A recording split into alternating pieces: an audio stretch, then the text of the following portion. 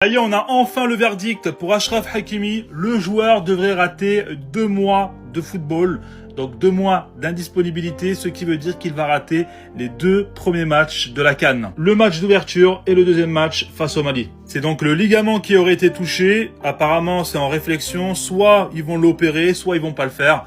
Je sais pas l'incidence que ça aura forcément sur le joueur et la blessure. Mais voilà où on en est aujourd'hui. Malheureusement, on perd Achraf Hakimi pour les 2 premiers matchs cruciaux. Je dirais phase de poule. Après, attention, on a des joueurs, on peut le remplacer. On a notamment Noussair Mazraoui qui malheureusement lui aussi est fragile. Mais on a des joueurs de qualité.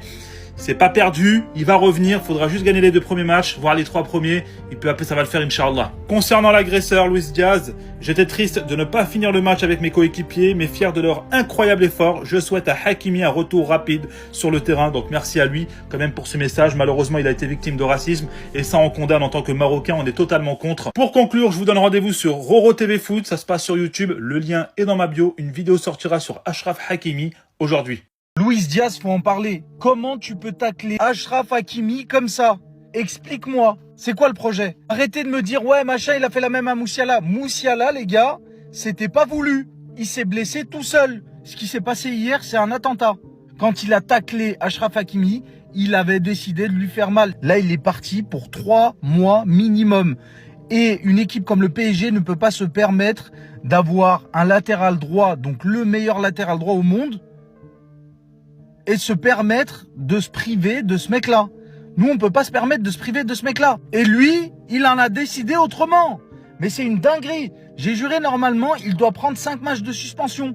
Il lui a tordu la cheville. Regardez juste le tacle, les gars. Hakimi, il est sorti en pleurs. Comment vous pouvez me dire que c'est comparable avec Moussiala? Moussiala, c'était pas voulu, les gars. Il a sauté dans le tas. Donnarumma, quand il avait fait le plongeon, Donnarumma, c'était pas voulu. Là, c'était complètement voulu, les gars. Je suis désolé. Oh là là, pas toi Hakimi, pourquoi lui? On est à 2 mois, même pas 1 mois de la CAN, les gars.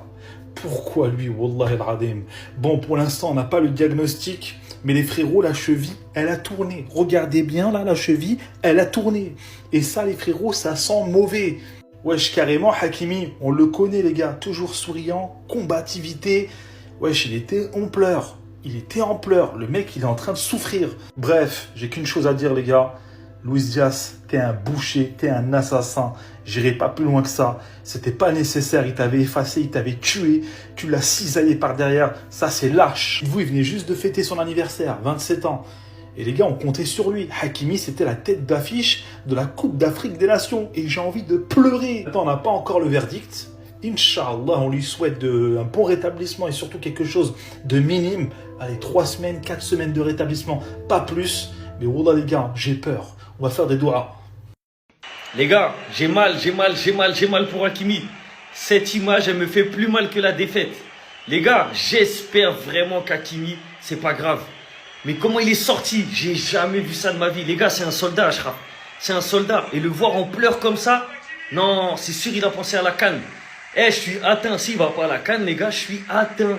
Il était même pas encore tombé par terre. On pouvait lire la souffrance sur son visage. Luis Diaz, ce qu'il a fait, c'est un attentat, les gars. Je suis désolé, il a fait un vrai tac d'attaquant. Par derrière, les 2 pieds en l'air, il a cisaillé. Ça, c'est rouge direct. Et il y en a, ils remettent en question le rouge en plus. C'est ça le pire, ça me rend ouf. Mais ce qui me fait le plus peur, c'est qu'il rate la CAN. Les gars, il peut pas rater la CAN. C'est au Maroc. Dans son pays. C'est lui le capitaine. C'est lui le meilleur joueur de l'équipe.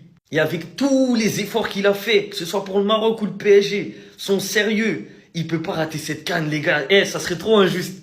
Donc j'espère que les nouvelles, elles seront bonnes demain, quand il aura vu les médecins, etc. Mais le voir en pleurs comme ça, là, ça m'a fait mal.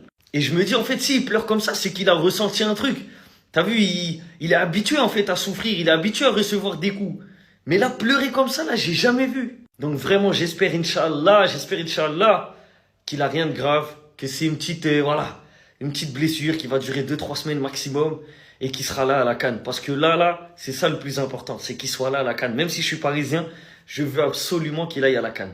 Mon Dieu, ce cauchemar, il nous a détruit Achraf Hakimi. Luis Diaz, espèce de gros fils de chien. Je vous jure, j'ai la haine premier degré, j'ai envie de pleurer. Il lui a explosé la cheville et surtout, il lui a peut-être probablement enlevé la possibilité de participer à la CAN, donc, qui est dans même pas 1 mois et demi. Parce que nous, déjà, au PSG, on peut lui dire bye bye pendant un long moment. Ça, on le sait, il est out des terrains, je pense, pendant un très long moment.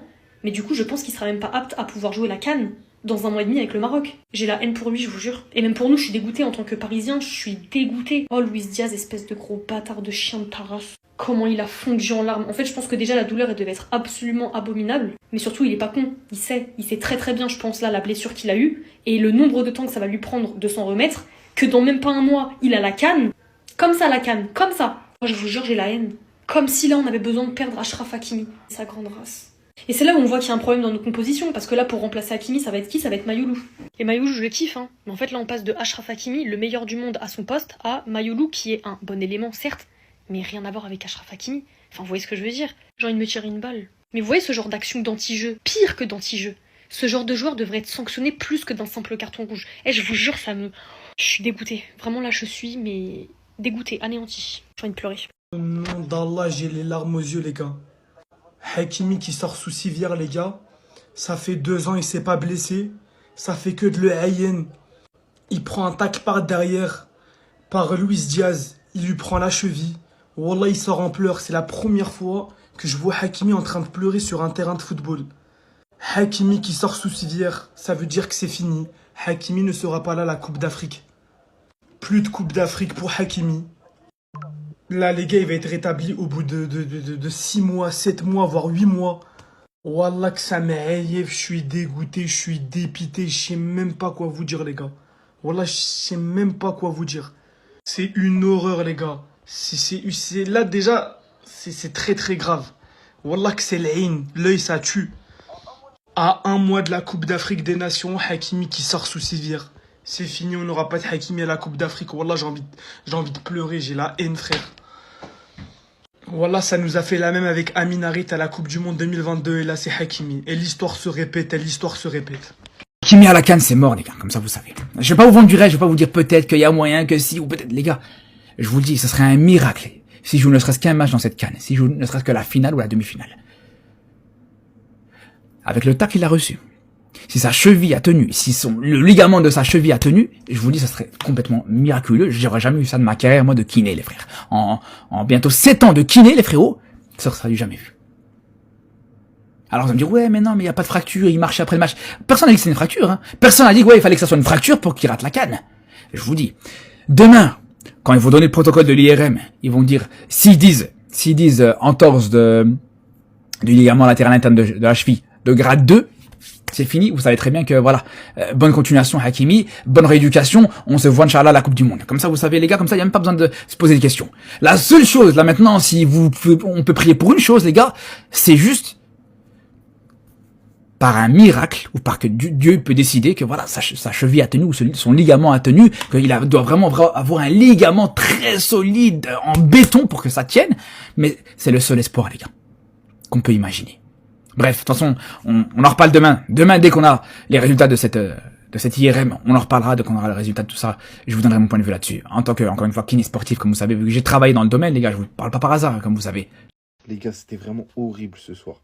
On a enfin les premiers retours des avis médicaux quant à la blessure d'Achraf Hakimi. Et un joueur du Bayern Munich s'est en plus moqué de la blessure d'Achraf Hakimi, c'est honteux. Un bon courage à Achraf Hakimi, à tout le vestiaire parisien et également à tout le vestiaire marocain. A priori, la blessure serait moins grave que prévu.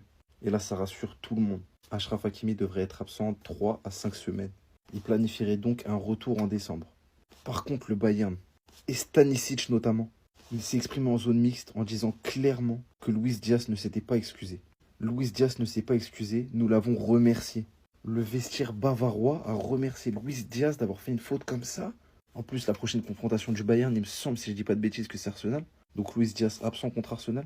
Mais derrière, il vient nous blesser Achraf Hakimi, qui a seulement quelques semaines de la CAN et qui est l'un des piliers du Paris Saint-Germain. À côté de ça, t'as un Bradley Barcola qui commence à sentir que ça tire. L'enchaînement des matchs fait mal et je commence à le ressentir, ça commence à tirer. Mais au moins, là où Luis Enrique a raison, c'est que c'est sûrement la confrontation qui va nous remettre le plus dans le bain. Elle vient faire mal, hein, parce que ça faisait très longtemps qu'on n'avait pas vu le Paris Saint-Germain perdre en Ligue des Champions. Ils sont venus comme en 39-45. Les Allemands ont fait un débarquement au Parc des Princes. Ils ont éteint le PSG. Il y a des images qui font mal, mais il y a des images qui te donnent envie de faire des idées macabres. Comme celle-là où t'es étonné de prendre un carton rouge alors que t'as assassiné des gens. Il a détruit le rêve de certains Marocains pour la CAN avec un tacle assassin par derrière. Il a même pas touché le ballon. Il est même pas allé chercher le ballon. Il est venu chercher la jambe. Et leur première réaction, c'est venir se plaindre et s'étonner du carton rouge. Bah ouais, c'est logique. Fallait pas être cardiaque si t'étais Marocain et Parisien hier. Tu perds Hakimi sur blessure, tu perds Dembélé et tu perds au Parc des Princes. Première défaite en Ligue des Champions, première défaite depuis je ne sais combien de temps. À la fin du match, pour couronner le tout, Hakimi qui n'arrive même pas à marcher, il sort sur béquille. Eh vas-y. Heureusement, après les premiers tests, alhamdoulilah, y a pas de fracture. C'est forfait de 3 à 5 semaines, mais faut confirmer avec les prochains examens. La CAN, c'est dans moins de 2 mois. Juste pour rappel. Et pour Dembélé, c'est moins grave aussi parce que c'est pas une rechute aux ischio, c'est juste un coup au mollet. L'ennemi numéro 1 contre les Parisiens, contre le PSG, ça sera pas les adversaires. Non, ça sera pas l'adversité, ça sera les blessures. Est-ce que les joueurs vont réussir à tenir cette saison physiquement? C'est ça la vraie question.